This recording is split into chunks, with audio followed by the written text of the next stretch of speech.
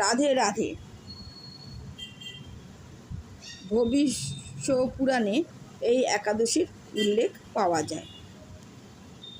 এই একাদশীর নাম পবিত্র রোপণী একাদশী। শ্রাবণ মাসের শুক্লপক্ষে এই একাদশী পালন করা হয়। ধর্মরাজ যুধিষ্ঠির একবার শ্রীকৃষ্ণকে জিজ্ঞেস করেছিলেন যে মধুসূদন শুক্লপক্ষেও শ্রাবণ মাসের শুক্লপক্ষেও একাদশীর নাম বলুন এবং এই একাদশী করলে কী ফল পাওয়া যায়।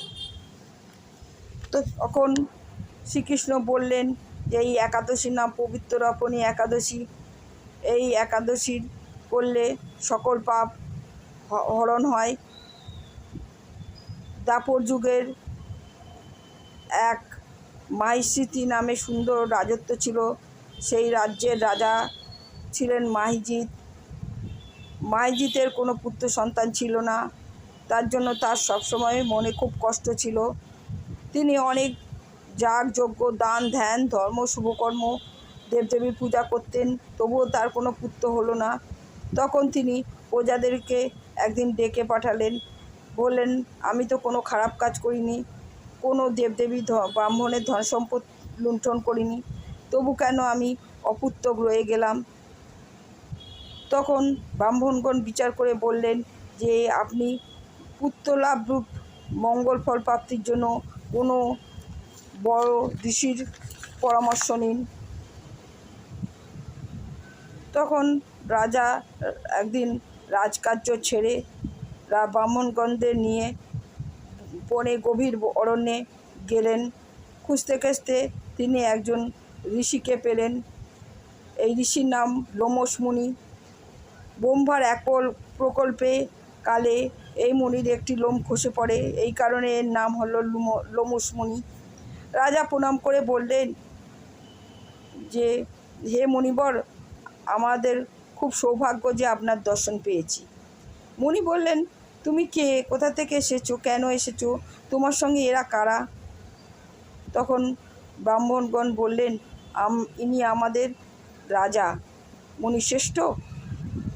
ইনি আমাদের প্রজা পুত্র সমান স্নেহ করেন। এনার কোনো পুত্র নেই, সেই জন্য উনি সবসময় খুব দুঃখে থাকেন। আপনি যদি পুত্র লাভের জন্য কোনো ব্যবস্থা করে দেন।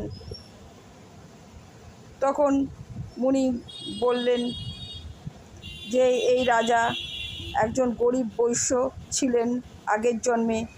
বাণিজ্যের জন্য নানা দেশে গ্রামে গ্রামে ঘুরতেন। একদিন এক গ্রামে গিয়ে প্রবেশ করেছেন। শুক্লপক্ষের দ্বাদশীর দিন, জ্যৈষ্ঠ মাস, খুব গরম। উনি একটি পুকুরে জলপান করতে নেমেছেন। এমন সময় একটি গাভী তার বাচ্চাকে নিয়ে এসেছেন জলপান করতে। তখন ব্রাহ্মণ বৈশ্য তাকে তাড়িয়ে দিয়েছিলেন এবং জল না খেয়ে গাভী আর তার বাচ্চা চলে গিয়েছিল এবং এতে তাদের মনে খুব কষ্ট হয়েছিল।